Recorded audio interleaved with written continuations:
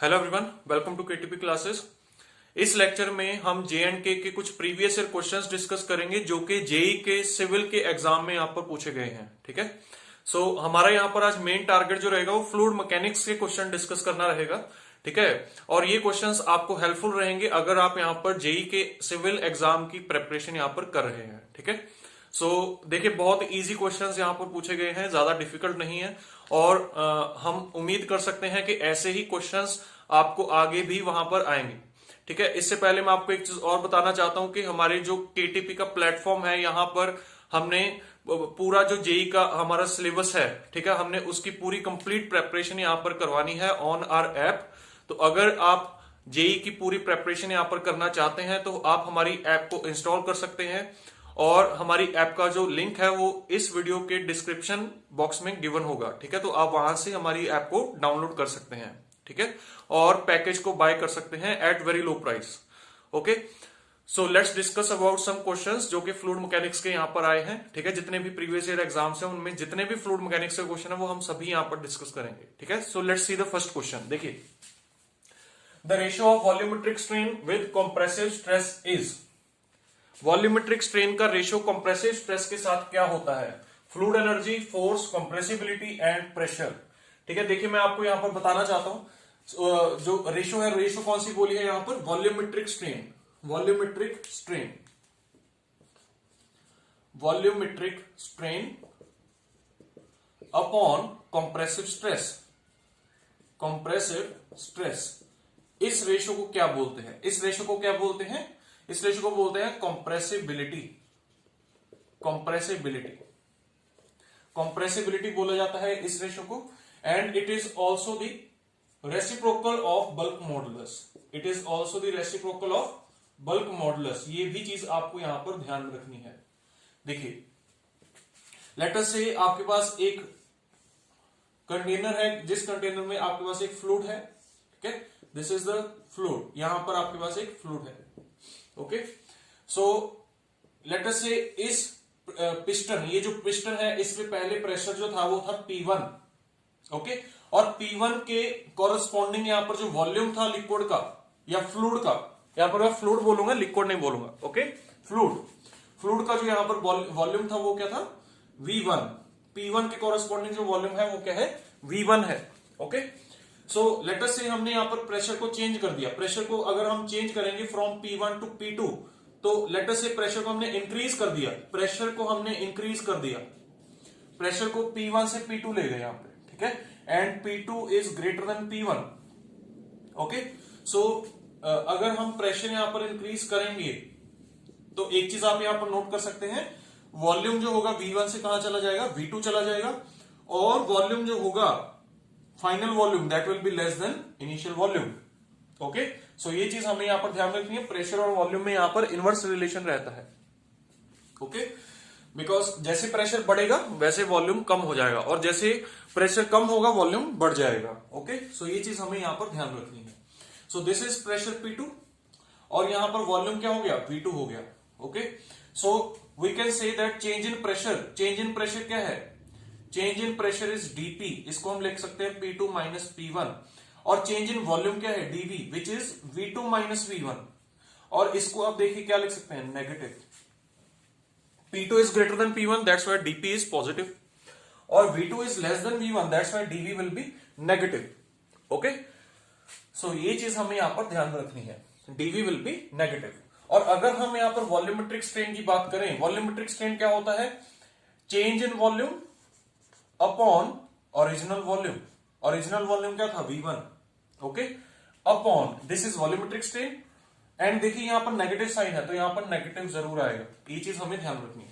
और compressive stress, देखिए ये कंप्रेसिव स्ट्रेस ही एक तरह से चेंज इन प्रेशर जो है वो कंप्रेसिव स्ट्रेस आया है वहां पे। ठीक है, तो हम यहां पर क्या लिख सकते हैं? dP dt। So this is the formula for compressibility. Okay, change in volume upon initial volume upon change in pressure. Okay, और हम इसको और सिंप्लीफाई थोड़ा कर सकते हैं। देखिए मैं इस चीज को यहां से इरेज कर रहा हूं। ओके, सो हम इस चीज को और सिंप्लीफाई अगर करें तो सिंप्लीफाई करने पे ये क्या बनेगा? देखिए सिंप्लीफाई करने पे ये बनेगा dV dv upon dp 1 upon v. Okay, we can say that v is the initial volume. Okay, or you can say v1. Okay, और यहां पर माइनस भी आएगा. This is your compressibility. This is the compressibility. Okay, and this is also called 1 upon bulk modulus. K is bulk modulus. Okay, 1 upon bulk modulus. तो यहां पर bulk modulus का formula क्या बनेगा? फिर bulk modulus का फॉर्मूला बनेगा dp upon dv into v, और यहां पर minus sign. Okay, this is the formula for bulk modulus. ये आपका बल्क मॉडुलस का फॉर्मूला है यहां पर. ओके, तो हमने यहां पर दो फॉर्मूलाज डिस्कस किए, एक कंप्रेसिबिलिटी का, एक बल्क मॉडुलस का. Okay, compressibility is reciprocal of bulk modulus. देखिए एक चीज यहां पर एक और बहुत इंपॉर्टेंट चीज है, देखते हैं. देखिए हमें ये पता है कि density rho is equal to mass upon volume होता है. डेंसिटी रो क्या होता है? Mass upon volume. Okay, so अगर हम इसका चेंज लिखें, देखिए इसका डेरिवेटिव लेते हैं, या हम ऐसा कर सकते हैं, देखिए इसका डेरिवेटिव लेते हैं. डेरिवेटिव क्या आएगा? देखिए rho into V is equal to M लिख सकते हैं. Rho into V is equal to M. Okay, अब इसका डेरिवेटिव लेते हैं. यहां पर डेरिवेटिव ले तो क्या बनेगा?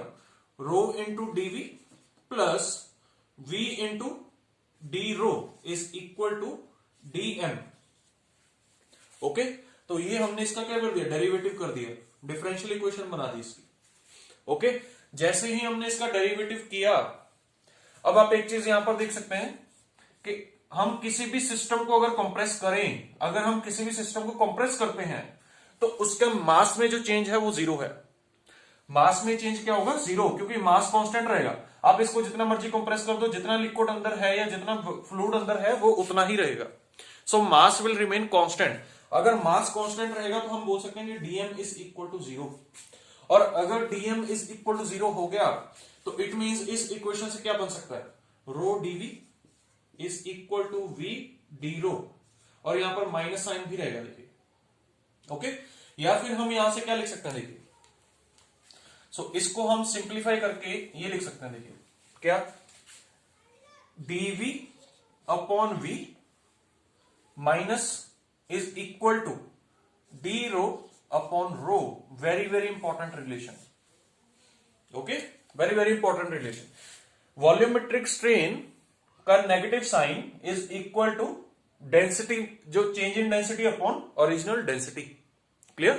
ठीक है, तो अब इसको यहां पर पुट कर दीजिए फॉर्मूला में. तो फॉर्मूला में पुट करने के बाद कंप्रेसिबिलिटी का जो फॉर्मूला बनेगा, वो कंप्रेसिबिलिटी का फॉर्मूला बहुत इंपॉर्टेंट है यहां पर. ठीक है, यूपीएससी ने भी पूछा हुआ है क्वेश्चन. ओके, सो यहां पर देखिए कंप्रेसिबिलिटी का क्या फॉर्मूला बनेगा? This formula will become compressibility will be equal to d rho upon rho into dp.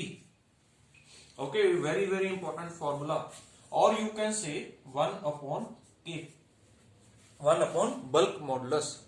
Clear? हमने सिंपली क्या किया? dv अपॉन v का नेगेटिव साइन जो है उसको रिप्लेस कर दिया d रो अपॉन रो से. क्लियर? सो ये चीज हमें यहां पर ध्यान रखनी है. देखिए ऑब्वियस सी बात है, प्रेशर में जब चेंज होगा तो वॉल्यूम में क्या होगा? जैसे ही प्रेशर इंक्रीज करेगा तो वॉल्यूम क्या करेगा? डिक्रीज. बट जैसे ही प्रेशर इंक्रीज करेगा डेंसिटी में कैसा चेंज आएगा? डेंसिटी इंक्रीज करेगी.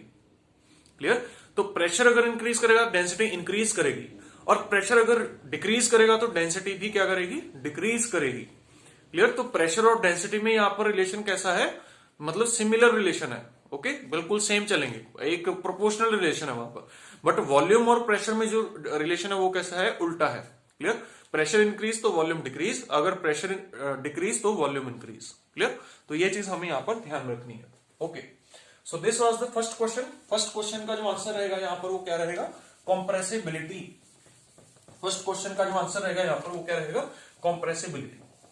Okay, next thing is, okay, compressibility का यहां पर यूनिट जो रहेगा वो यूनिट क्या रहेगा? कंप्रेसिबिलिटी का यूनिट भी पूछ सकते हैं. कंप्रेसिबिलिटी का यूनिट क्या रहेगा? देखिए वॉल्यूमेट्रिक स्ट्रेन का नो यूनिट, और कंप्रेसिव स्ट्रेस का कैसा यूनिट है? कंप्रेसिव स्ट्रेस का न्यूटन पर मीटर स्क्वायर होता है. तो इट मींस मीटर स्क्वायर पर Newton will be the unit of compressibility. Very very important unit भी यहां पर पूछ सकते हैं कंप्रेसिबिलिटी का। क्लियर? प्रेशर का यूनिट क्या होता है? न्यूटन पर मीटर स्क्वायर। फोर्स का क्या होता है? न्यूटन। और एनर्जी का यूनिट क्या होता है? Joule. Clear? Okay, next question is hydraulic ram used for lifting heavy vehicles और items is based on the principle of. एक डिवाइस है हाइड्रोलिक रैम, ठीक है, जिसको यूज किया जाता है हैवी व्हीकल्स या हैवी आइटम्स को लिफ्ट करने के लिए। क्लियर? तो वो किस प्रिंसिपल पर बेस्ड है, ये क्वेश्चन पूछा गया है।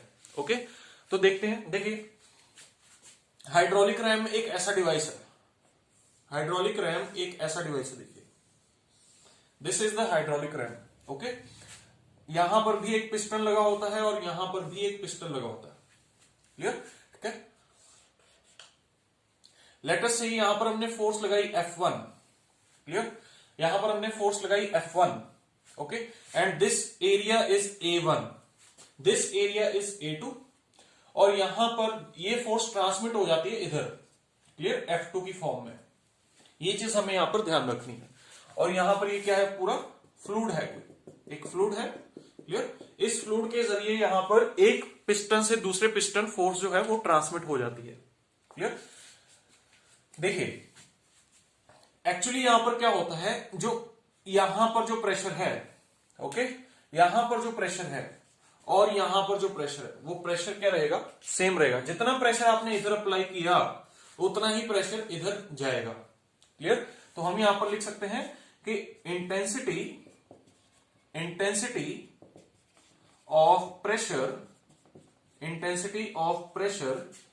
इन ए static fluid is transmitted equally in all directions। Clear? ये चीज आपको ध्यान रखनी है, किसी भी फ्लूइड में जो इंटेंसिटी ऑफ प्रेशर होता है, it is transmitted equally in all the directions, and this is the Pascal's law. This is the Pascal's law. ये पास्कल्स लॉ है। क्लियर? अब देखिए क्या होता है यहां पर जो प्रेशर है P1 pressure is equal to F1 upon A1, और यहां पर जो प्रेशर है वो क्या होगा? P2 will be F2 upon A2। Clear? ठीक है, according to the Pascal's law the pressure transmitted in a static fluid is equal in all directions, so it means P1 will be equal to P2 होगा। अगर P1 equal to P2 है तो F1 upon A1 is equal to F2 upon A2 होगा। Clear? ठीक है, so it means F1 upon F2 will be equal to A1 upon A2 होगा। Clear? ठीक है, अब देखिए यहां पर क्या है, A2 is greater then A1, तो it means F2 is also greater than F1। Clear? अगर A2 A1 से बड़ा है तो इट मींस F2 भी F1 से क्या होगा? बड़ा होगा। क्लियर? तो एक चीज यहां पर आप नोट कर सकते हैं, अगर आपने F1 स्मॉल लगाया है ना, F1 स्मॉल लगाया जो कि स्मॉल एरिया पे है, तो ऑटोमेटिकली इधर जो फोर्स आएगा वो बड़ा फोर्स होगा। क्यों? क्योंकि इधर एरिया बड़ा है। क्लियर? देखिए, जैसे जैसे एरिया की रेशो होगी वैसे फोर्सेस की रेशो होगी। तो आप यहां पर क्या बोल सकते हैं कि हाइड्रोलिक लिफ्ट, इसको हाइड्रोलिक लिफ्ट भी यहां पर बोल सकते हैं, हाइड्रोलिक लिफ्ट भी यहां पर बोल सकते हैं। ठीक है, hydraulic lift converts small input force to large output force. Okay, small input force को लार्ज आउटपुट फोर्स में क्या कर देता है? कन्वर्ट कर देता है। आप जो इनपुट फोर्स लगाओगे वो स्मॉल एरिया पे लगाओगे, और आपको जो आउटपुट मिलेगा वो बड़े एरिया पे मिलेगा, क्योंकि आप बड़े एरिया पे क्या रखोगे? एक व्हीकल रखोगे। यहां पर हमने लेटर से यहां पर एक व्हीकल रख दिया, तो आप स्मॉल फोर्स लगा के भी बड़े व्हीकल को क्या कर सकते हो? लिफ्ट कर सकते हो। क्लियर? ठीक है, so this is the principle of hydraulic lift. ठीक है, it is based on the Pascal's law. Pascal's law, very very important. Okay, so Pascal's law पर बेस्ड है ये, और ये है आपका पास्कल्स लॉ। ठीक है, पास्कल्स लॉ वैसे हमने डिस्कस कर चुके हैं पहले फ्लूइड मैकेनिक्स की क्लास में, ठीक है, जो हमारी प्रीवियस फ्लूइड मैकेनिक्स की क्लास हुई है तो वहां पर पास्कल्स लॉ के बारे में डिस्कशन हुआ था। क्लियर? ओके, देखिए यहां पर एक इंपॉर्टेंट पॉइंट और मैं यहां पर बताना चाहता हूं, एक होता है mechanical advantage. Mechanical advantage, mechanical advantage, mechanical advantage of hydraulic RAM is equal to weight lifted upon input force. Weight lifted upon input force. This is the mechanical advantage of hydraulic lift. जितना weight lift किया आपने upon जो input force दिया, clear, that is called the mechanical advantage of A hydraulic lift. ठीक है, तो ये भी पॉइंट आपको यहां पर ध्यान में रखना है। Okay, next question, next question is expression for continuity equation for steady and incompressible flow. Incompressible और स्टेडी फ्लो के लिए कॉन्टिन्यूटी इक्वेशन कैसी होती है? आपको चार ऑप्शंस यहां पर दी गई हैं, ठीक है, तो हमें यहां पर बताना है कि कौन सी इक्वेशन यहां पर स्टेडी और इनकंप्रेसिबल फ्लो में रहेगी। क्लियर? तो यहां पर एक चीज ध्यान रखनी है, स्टेडी का मतलब क्या होता है? स्टेडी का मतलब होता है जहां पर फ्लो पैरामीटर्स टाइम के साथ चेंज ना हो किसी एक पर्टिकुलर पोजीशन पे। स्टेडी फ्लो का क्या मतलब होता है? फ्लूइड पैरामीटर्स या flow parameters do not change with respect to time at a particular position. Clear? किसी एक पर्टिकुलर पोजीशन पर टाइम के साथ फ्लो पैरामीटर्स चेंज नहीं हो रहे हैं। Flow parameters like velocity, clear, density, ठीक है, तो ये चीजें टाइम के साथ किसी एक पॉइंट पे चेंज नहीं हो रहे हैं, that is called the steady flow. Incompressible flow का क्या मतलब है? जिसमें डेंसिटी चेंज ना हो किसी भी पोजीशन पर, क्लियर, डेंसिटी चेंज ना हो कहीं भी, क्लियर, डेंसिटी क्या रहे? कांस्टेंट रहे। फॉर एग्जांपल अगर लिक्विड का फ्लो है तो वो इनकंप्रेसिबल फ्लो है, अगर एक गैस का फ्लो है तो वो एक कंप्रेसिबल फ्लो है। वहां पर गैस का जो डेंसिटी है it can change, clear, from one point two another point, clear. Gas की जो डेंसिटी है वो चेंज होती रहती है, लिक्विड की डेंसिटी फिक्स रहती है। तो लिक्विड का जो फ्लो रहेगा वो इनकंप्रेसिबल फ्लो रहेगा और गैस का जो फ्लो रहेगा वो कंप्रेसिबल फ्लो हो सकता है। क्लियर? सो देखिए यहां पर स्टेडी और इनकंप्रेसिबल फ्लो के लिए जो कॉन्टिन्यूटी इक्वेशन रहती है that is this. Clear?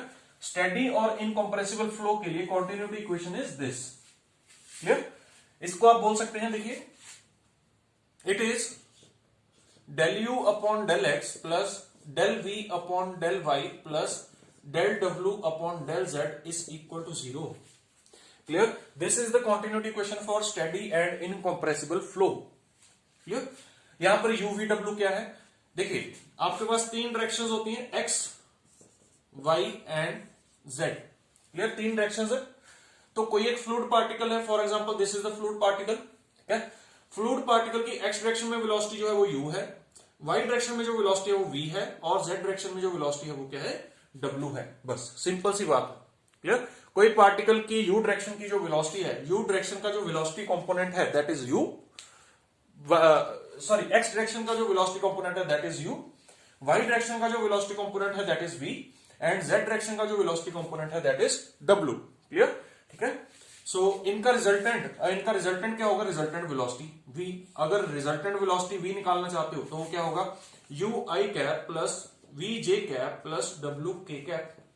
Clear? या फिर आप क्या बोल सकते हो? v वेक्टर का मैग्नीट्यूड क्या होगा? v वेक्टर का मैग्नीट्यूड होगा u square plus v square plus w square का under root. This is the resultant velocity का मैग्नीट्यूड। रिजल्टेंट वेलोसिटी का जो मैग्नीट्यूड होगा वो ये रहेगा। Okay, so this is your continuity equation for steady and incompressible flow.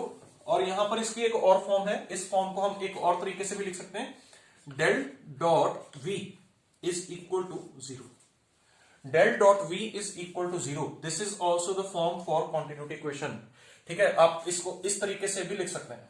यहां पर डेल जो होता है, del is the del operator, इसको हम बोलते हैं डेल ऑपरेटर। डेल ऑपरेटर का क्या फॉर्मूला होता है? Del upon del X I cap plus del upon del Y J cap plus del upon del Z K cap. ठीक है, ये होता है डेल वेक्टर। और वी वेक्टर मैं आपको बता चुका हूं, U I cap plus V J cap plus W K cap. This is your V vector. अगर हम डेल डॉट वी करें, मतलब इन दोनों का डॉट प्रोडक्ट करें, जब भी हम डॉट प्रोडक्ट करते हैं तो आई का आई के साथ मल्टीप्लाई, ठीक है, आई का आई वाले कंपोनेंट का आई वाले के साथ मल्टीप्लाई होता है, जे वाले का जे वाले के साथ होता है और के वाले का के वाले के साथ होता है। ये तो आपको पता रहेगा डॉट प्रोडक्ट के बारे में, ठीक है। तो जब हम इनको सॉल्व करेंगे, डेल डॉट वी को सॉल्व करेंगे तो क्या बनेगा, del upon del x u plus del upon del y v plus del upon del z w, okay, del upon del z w, clear? So this is also the form of our a continuity equation for steady and incompressible flow, clear? ये आपको ध्यान रखना है। और एक चीज यहां पर और ध्यान रखनी है, del dot v को बोला जाता है डाइवर्जेंस ऑफ v, ठीक है। तो आप इन फॉर्म्स में, सभी फॉर्म्स में आप ये कॉन्टिन्यूटी इक्वेशन लिख सकते हैं। ये फॉर्म और ये फॉर्म, तीन फॉर्म्स में आप कॉन्टिन्यूटी इक्वेशन लिख सकते हैं for steady and incompressible flow. Clear हो गया? ओके, देखिए कि यहां पर और इंपॉर्टेंट चीज बताता हूं। अगर यहां पर लिखा होता स्टेडी एंड कंप्रेसिबल फ्लो, अगर यहां पर लिखा होता स्टेडी एंड कंप्रेसिबल फ्लो, तो क्या होता?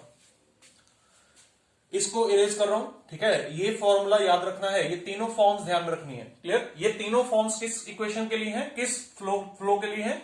स्टेडी एंड इनकंप्रेसिबल फ्लो के लिए है। This is the correct answer, okay. अब देखते हैं यहां पर, अगर यहां पर लिखा होता स्टेडी एंड कंप्रेसिबल फ्लो, अगर यहां पर लिखा होता स्टेडी एंड कंप्रेसिबल फ्लो, तो स्टेडी एंड कंप्रेसिबल फ्लो के केस में इस पूरी इक्वेशन के जो वेलोसिटी कंपोनेंट्स हैं, यहां पर सभी वेलोसिटी कंपोनेंट्स को डेंसिटी के साथ मल्टीप्लाई कर दो। u की जगह पे लिख दो रो u, v की जगह पे लिख दो रो v और w की जगह पे लिख दो रो z। क्यों? क्योंकि कंप्रेसिबल फ्लो में डेंसिटी चेंज हो सकती है। डेंसिटी चेंज होगी तो density will change with respect to x also, with respect to y also and with respect to z also. तो इट मींस अगर ऐसा केस आ जाए, स्टेडी एंड कंप्रेसिबल फ्लो का केस आ जाए, स्टेडी एंड कंप्रेसिबल फ्लो के case में क्या होगा, ये क्लियर? रो के साथ सभी वेलोसिटी कंपोनेंट्स मल्टीप्लाई हो जाएंगे, ओके ओके। अगर यहां पर लिखा होता अनस्टेडी फ्लो, देखिए मैंने आपको स्टेडी एंड कंप्रेसिबल बता दिया, ये है स्टेडी एंड कंप्रेसिबल के लिए, ये है स्टेडी एंड इनकंप्रेसिबल के लिए, ठीक है, ये स्टेडी एंड इनकंप्रेसिबल के लिए है। अगर यहां पर लिखा होता steady and unsteady and compressible, अगर लिखा होता अनस्टेडी एंड कंप्रेसिबल, तो अनस्टेडी में क्या होता है, टाइम के साथ भी चेंजेस होने लग जाते हैं किसी एक पर्टिकुलर पोजीशन पे। तो टाइम के साथ चेंजेस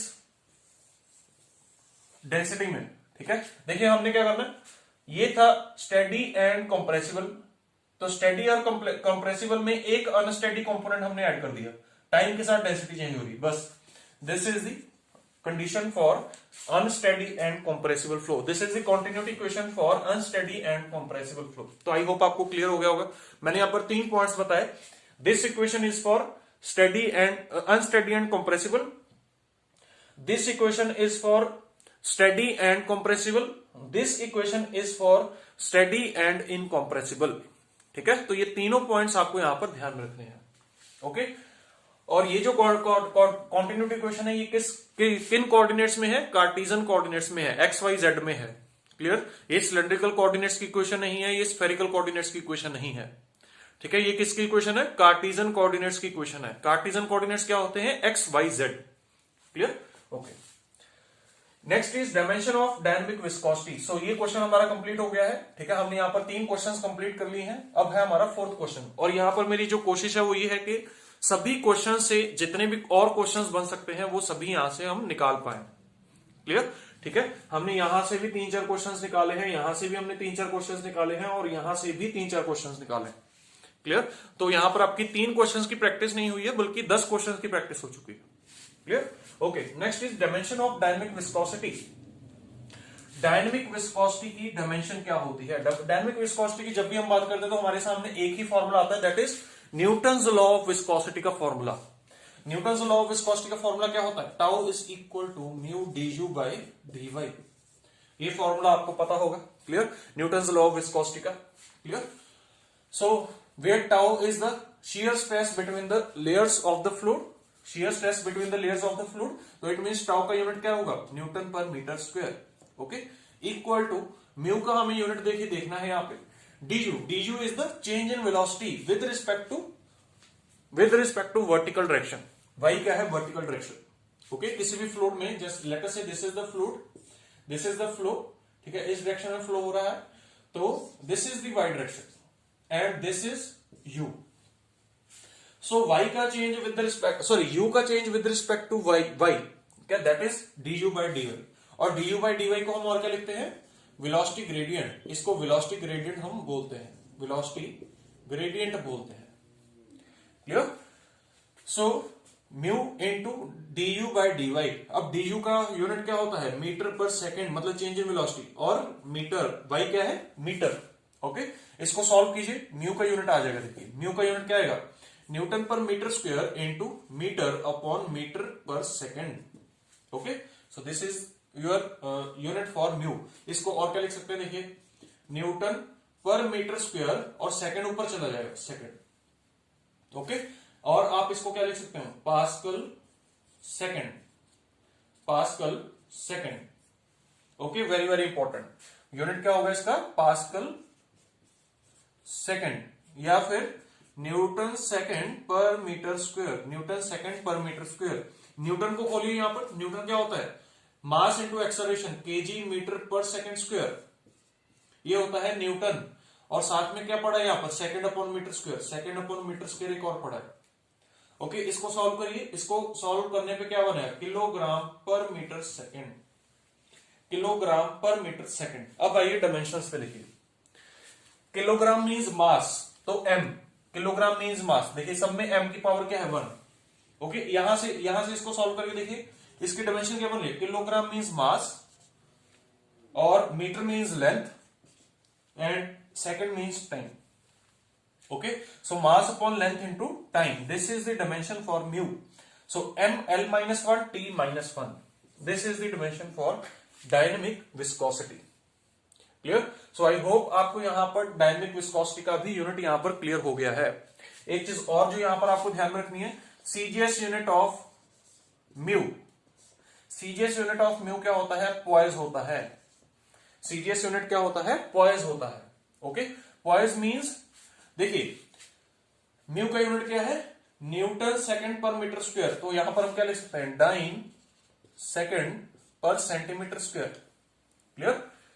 सीजीएस में न्यूटन क्या बन जाता है? डाइन, सेकेंड का सेकेंड रहता है, मीटर का सेंटीमीटर बन जाता है।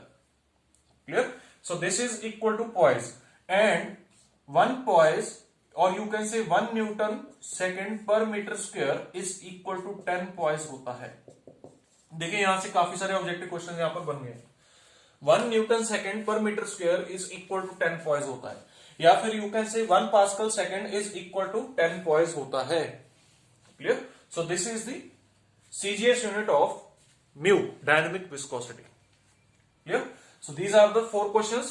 Now we will go with the next questions. Okay?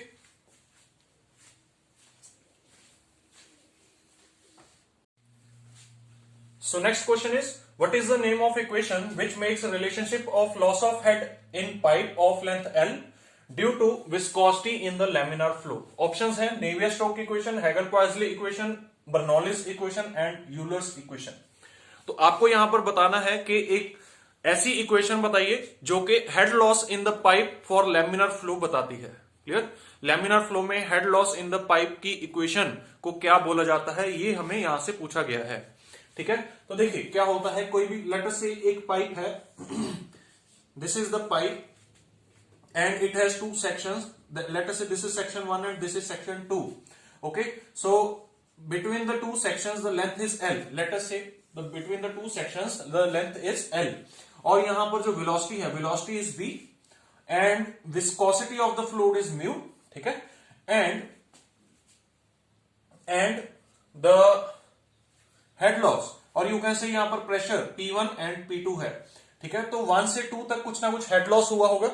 ठीक है, मींस प्रेशर में कुछ ना कुछ लॉस हुआ होगा ड्यू टू सम फ्रिक्शन, तो वो हमें यहां पर बताना है कि कितना होगा। देखिए सो यहां पर जो हेड लॉस बताया जाता है वो बताया जाता है इस तरीके से, P1 minus P2 upon rho g. Clear? This is the head loss HL। Okay, और इसका फॉर्मूला जो होता है it is 32 mu VL upon rho g d square. This is the head loss in the laminar flow in a circular pipe and this equation is called Hagen-Poiseuille equation. This equation is called Hagen-Poiseuille equation. This equation is called Hagen-Poiseuille equation. Clear? तो ये हमें ध्यान में रखना है यहां पर, ठीक है? क्लियर? ओके, सो इसको देखिए हम इन द फॉर्म ऑफ हम इसको डिस्चार्ज भी लिख सकते हैं। देखिए कैसे, लेट अस से इसको हम यहां पर इस तरीके से लिख देते हैं 32 म्यू। v को हम क्या लिख सकते हैं? v को हम लिख सकते हैं क्यू अपॉन a या Q upon pi D square by 4। सो इस तरीके से हम v को लिख सकते हैं। देखिए v is area, sorry v is discharge upon area. Clear? Area into velocity क्या होता है? डिस्चार्ज होता है। तो वेलोसिटी इज इक्वल टू क्या हो गया? Discharge upon area. तो discharge is Q upon area क्या है? Pi D square by 4। Okay, तो ये हमने v की वैल्यू पुट कर दी और l वैसे ही है हमारा, और उसके बाद यहां पर क्या है? रो जी डी स्क्वायर। क्लियर? इस तरीके से भी इसको हम लिख सकते हैं। तो ये फॉर्मूला क्या बनेगा? 128 mu Q L upon rho g D की पावर 4 इंटू पाई। क्लियर? क्या इसको हम सॉल्व कर सकते हैं, और सॉल्व करने के बाद इसका जो फॉर्मूला बनेगा वो 128 अपॉन पाई को आप यहां पर कांस्टेंट मान के इसको आप सॉल्व कर लीजिए। ठीक है? क्लियर? जो भी यहां पर आंसर आएगा that will be the solution. Okay, so this is your Hagen-Poiseuille equation. तो correct answer is Hagen-Poiseuille equation, B option. Okay, next question is Moody's chart. Moody's chart is a logarithmic chart plotted against Darcy-Weisbach friction factor and which one of the following factors? तो आपसे यहां पर question पूछा कि Moody's chart जो है वो किन दो पैरामीटर्स के बीच में बनाया जाता है। एक तो आपको गिवन है डार्सीज फ्रिक्शन फैक्टर, और दूसरा आपको बताना है कि इनमें से कौन सा फैक्टर होता है, कि कौन सा पैरामीटर होता है जिसमें हमें Moody's चार्ट यहां पर बनाते हैं हम। देखिए Moody's चार्ट जो बनता है, Moody's चार्ट दो वेरिएबल्स के बीच में बनता है। One is the Reynolds number and other is the friction factor. Friction factor को मैं यहां पर एफ डैश से लिखूंगा। क्लियर? सो यहां पर जो भी ग्राफ बनेगा that will be the Moody's chart. Okay, so यहां पर आपको एक चीज जो ध्यान में रखनी है, friction factor f dash is equal to 4 into coefficient of friction. यहां पर मैं लिख देता हूं एफ डैश जो है that is the friction factor. F dash is equal to the friction factor and f is coefficient of friction। okay, and coefficient of friction जो होता है f is equal to 16 upon Reynolds number। okay, for laminar flow के लिए pipe, ये pipe का case है। ठीक है, पाइप के लिए है ये पाइप के लिए, सर्कुलर पाइप। जब भी हम पाइप की बात करते हैं तो सर्कुलर पाइप है। ओके, प्रेशराइज्ड फ्लो है। Okay, 16 upon Reynolds number for laminar flow and 0.079 upon Reynolds number raise to power 1/4 for turbulent flow. ये हमें यहां पर ध्यान रखना है। कोएफिशिएंट ऑफ फ्रिक्शन की बात कर रहे हैं यहां पर, और अगर हम फ्रिक्शन फैक्टर की बात करेंगे तो फ्रिक्शन फैक्टर कितना हो जाएगा? 64 अपॉन रेनॉल्ड्स नंबर। ओके, और इसको भी 4 के साथ मल्टीप्लाई कर देंगे। ठीक है, तो उस तरीके से यहां पर हम क्या लिखेंगे? फ्रिक्शन फैक्टर का फॉर्मूला लिखेंगे। क्लियर? तो यहां पर हम यहां पर देख सकते हैं कि हम फ्रिक्शन फैक्टर का रिलेशन रेनॉल्ड्स नंबर के साथ निकाल सकते हैं, और रेनॉल्ड्स नंबर और फ्रिक्शन फैक्टर में जो रिलेशन होता है उसको स्पेसिफाई करने के लिए हम Moody's चार्ट यूज करते हैं। क्लियर? ठीक है, तो ये हमें यहां पर ध्यान रखना है। ओके, सो यहां पर जो आंसर आएगा that will B Reynolds number. ठीक है, Reynolds number will be the correct answer. Okay, next question.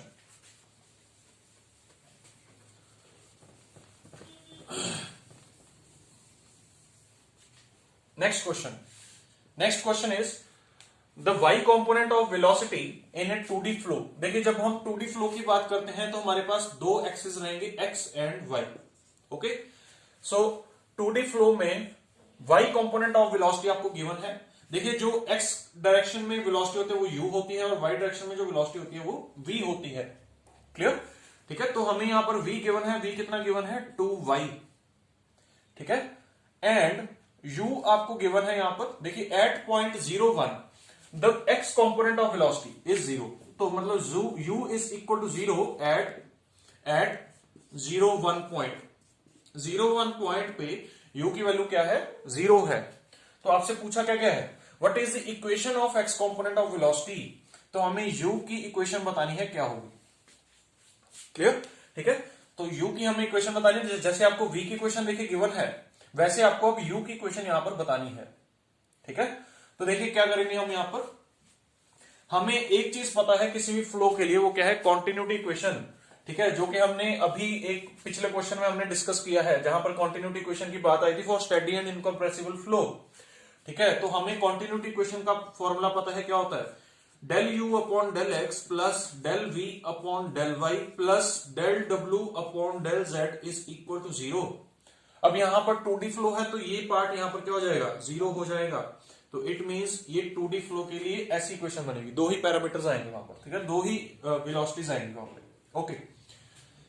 Del v upon del y, del v upon del y क्या है, देखिए del you upon del x हमें नहीं पता है क्या है, del you upon del x हमें नहीं पता है, पर हमें del v upon del y पता है। देखिए यहां से आप del v upon del y निकाल सकते हैं, del v upon del y कितना आएगा 2, okay, so 2 is equal to 0।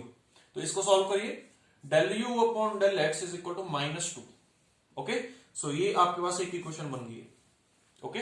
इसको सॉल्व करिए, u की वैल्यू क्या आ जाएगी, इसको इंटीग्रेट करिए, इसको इंटीग्रेट करने पे क्या आएगा -2x प्लस c, इसको सॉल्व करिए, ठीक है, इसको इंटीग्रेट किया, इसको इंटीग्रेट करने के बाद क्या आएगा, u की वैल्यू क्या आएगी -2x प्लस c, और आपको गिवन है, given u is equal to 0 at x is equal to 0 and y is equal to 1। x की वैल्यू 0 और y की वैल्यू 1 पे u की वैल्यू क्या है 0 है, तो यहां पर पुट करिए वैल्यू, ये यहां पर पुट करने के बाद c इज इक्वल टू 0 आ जाएगा, और जैसे ही c की वैल्यू 0 आई, अब इसमें दोबारा से c की वैल्यू पुट कर दीजिए, तो इक्वेशन क्या बनेगी, u is equal to -2x, so this is the correct answer, u is equal to -2x। तो आपने सिंपली क्या किया, यहां पर कॉन्टिन्यूटी इक्वेशन लगा दी, ठीक है। जब भी आपको कोई कभी ऐसा क्वेश्चन आ जाए जहां पर आपको काइनेमेटिक्स में कुछ समझ नहीं आ रहा है, ठीक है, काइनेमेटिक्स का अगर कोई ऐसा क्वेश्चन आ जाए जहां पर कुछ समझ नहीं आ रहा है, तो वहां पर आप कॉन्टिन्यूटी इक्वेशन लगा सकते हैं, ठीक है। और कॉन्टिन्यूटी इक्वेशन हमने अभी रिसेंटली पिछले क्वेश्चन में हमने डिस्कस की है, which is del you upon del x plus del v upon del y plus del डब्ल्यू upon del z is equal to 0। और उसको हमने एक और तरीके से भी लिखा था, वो क्या था, del dot v is equal to 0, और you can say divergence of v is equal to 0, okay. So next question is, ऐसे बहुत से क्वेश्चन पूछे जा चुके हैं काइनेमेटिक्स में, चाहे वो कोई भी एग्जाम हो, चाहे वो गेट का एग्जाम है, चाहे वो ईएससी का एग्जाम है, चाहे वो कोई भी पीएसयू का एग्जाम है, जेईएसयू का एग्जाम है, ऐसे क्वेश्चन बहुत बार पूछे गए हैं, ठीक है, जहां पर आपको कुछ समझ नहीं आ रहा होता, ठीक है, तो आप वहां पर क्या करते हो, फिर कॉन्टिन्यूटी इक्वेशन लगाते हो, ठीक है। देखिए मुझे भी यहां पर कुछ समझ नहीं आ रहा था, तो मैंने क्या किया, कहीं पर कोई कंडीशन मेंशन नहीं की है, तो मैंने सिंपली क्या किया, बस काइनेमेटिक्स का कॉन्टिन्यूटी इक्वेशन लगा दिया 3D में, ठीक है, जो 3D में कॉन्टिन्यूटी इक्वेशन होता है वो हमने लगा दिया, ठीक है। 3D एक जनरल कंडीशन है, ठीक है, उसमें एक स्पेसिफिक कंडीशन क्या आ गई, फिर 2D फ्लो, मतलब जब 2D फ्लो आ गया तो z वाला कंपोनेंट क्या हो गया 0 हो गया, क्लियर। तो वहां से हमारे पास आंसर आ गया ये, ठीक है। Next question is hydraulic gradient line is the sum of which of the following terms. देखिए सबसे पहले तो मैं आपको बताना चाहता हूं टोटल हेड क्या होता है। टोटल हेड किसी भी फ्लो में क्या होता है, P upon rho g plus v square upon 2g plus z, this is the total flow, sorry total head, okay. Total head में इसको बोलते हैं प्रेशर हेड, इसको बोलते हैं काइनेटिक हेड, और इसको बोलते हैं datum head. This is called pressure head, this is called kinetic head, kinetic head की जगह पे आप वेलोसिटी हेड भी बोल सकते हैं, clear, velocity head, and this is called the datum head, या फिर आप इसको पोटेंशियल हेड भी बोल सकते हैं, डेटम हेड या फिर पोटेंशियल हेड, क्लियर। तो ये टोटल 3 तरह के यहां पर हेड्स होते हैं, जिनको कंबाइन करके क्या बनता है, हमारा टोटल हेड बनता है। तो अगर टोटल हेड को कोई लाइन रिप्रेजेंट कर रही है, उस लाइन को हम बोलते हैं total energy line.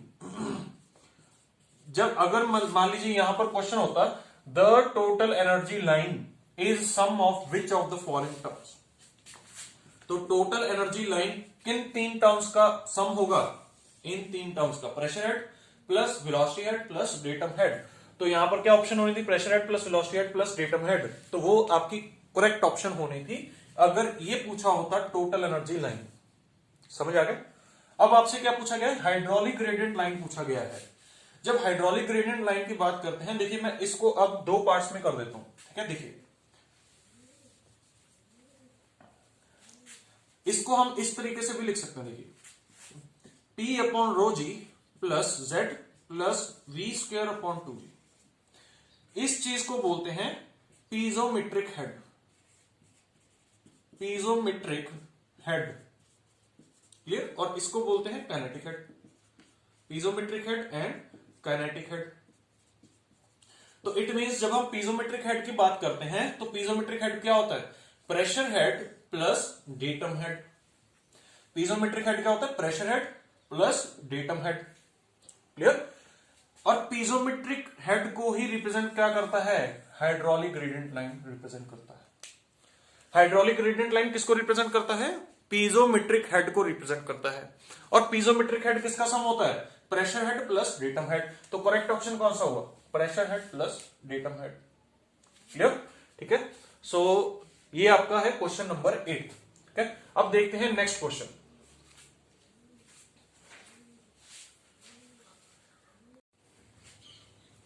Okay, so the next question is frictional resistance caused by shear force between fluid particles and boundary walls of the pipe as well as viscosity of the fluid is called।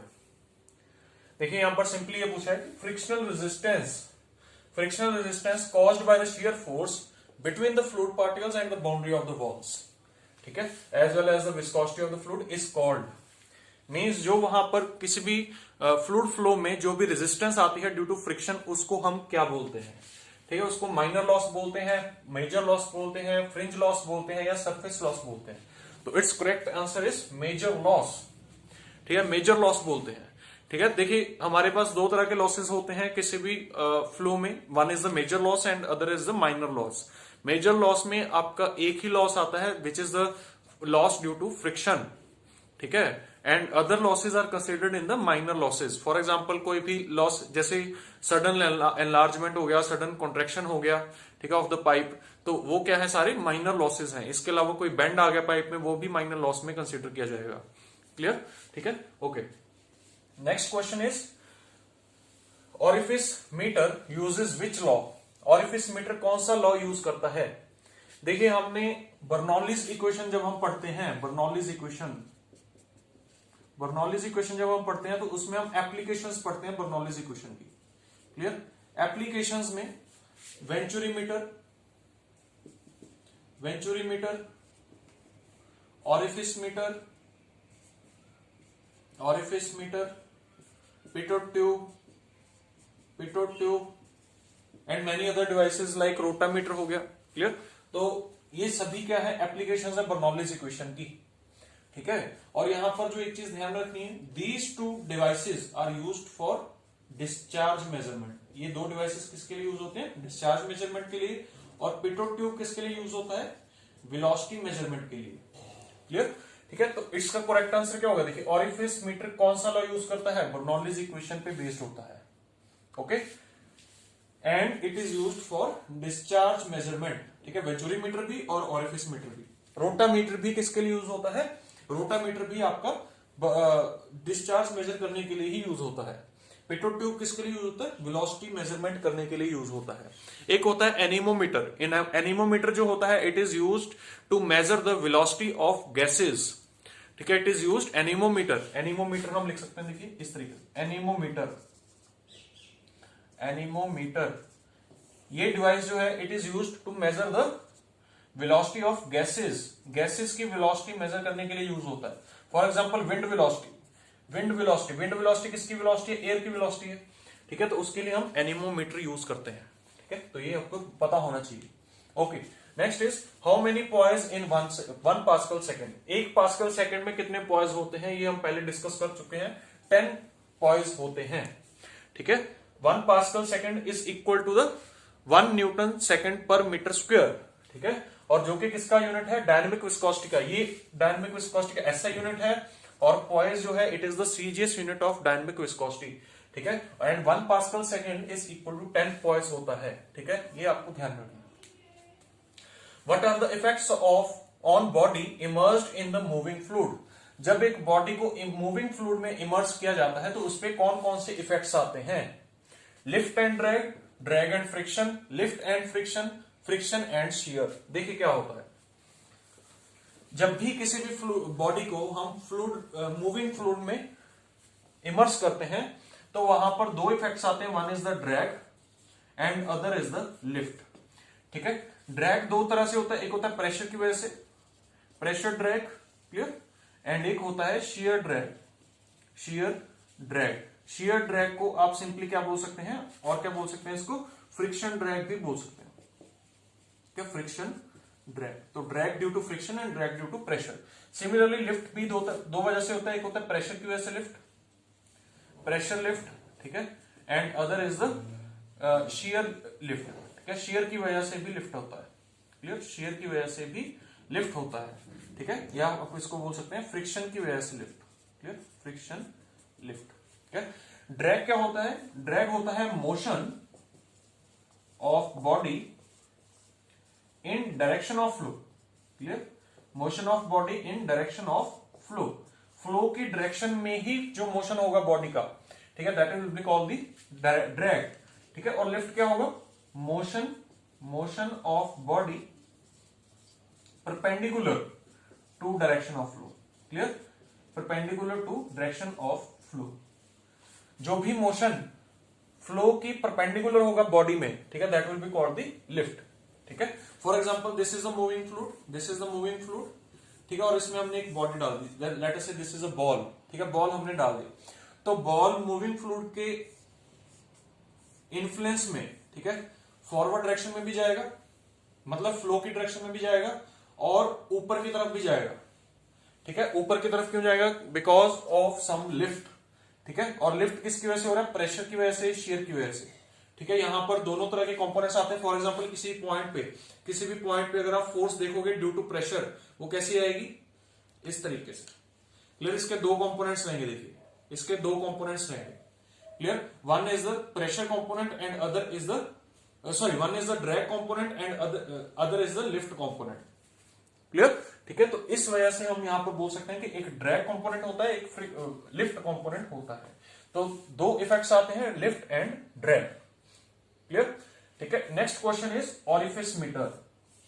Orifice meter क्या करता है, अभी हम discuss करके हटे, discharge major करता है, velocity कौन मेजर करता है, पिटोट ट्यूब मेजर करता है, प्रेशर कौन मेजर करता है, प्रेशर कौन मेजर करता है, मैनोमीटर्स मेजर करता है। ठीक है, प्रेशर किससे मेजर करते हैं, मैनोमीटर से मेजर करते हैं, बैरोमीटर से मेजर करते हैं। Barometer local atmosphere pressure measure करता है, मैनोमीटर क्या करता है, मैनोमीटर जो है वो किसी भी पाइप के फ्लो में प्रेशर मेजर करता है, क्लियर। ठीक है, okay. Next is graphical pattern obtained by intersection of stream lines and equipotential lines. Equipotential lines और स्ट्रीम लाइंस की इंटरसेक्शन से जो ग्राफिकल पैटर्न बनता है उसको क्या बोलते हैं, उसको बोलते हैं फ्लो नेट। ठीक है, उसको क्या बोलते हैं, फ्लो नेट बोलते हैं, क्लियर। इक्विपोटेंशियल लाइंस और स्ट्रीम लाइंस दोनों के इंटरसेक्शन से क्या बनता है, फ्लो नेट बनता है, क्लियर। For example these are the stream lines and these are the equipotential lines. इनको हम स्ट्रीम लाइंस बोल सकते हैं, इनको हम इक्विपोटेंशियल लाइंस बोल सकते हैं, क्लियर। ये आपकी स्ट्रीम लाइंस है, these are the stream lines and these are the equipotential lines. ठीक है, एक चीज जो आपको ध्यान रखनी है, वो क्या ध्यान रखनी है कि इंटरसेक्शन जो होता है इनका, जो इंटरसेक्शन होता है वो कैसा होता है, हमेशा परपेंडिकुलर होता है। Stream lines and equipotential lines always intersect perpendicular to each other. ठीक है, यहां पर ये जितने भी यहां पर इंटरसेक्शन के एंगल्स हैं ये सभी कैसे होंगे, 90 डिग्री के होंगे, क्लियर। ठीक है, तो ये चीज आपको यहां पर ध्यान में रखनी है, और इसको क्या बोलते हैं, पूरे को फ्लो नेट बोलते हैं।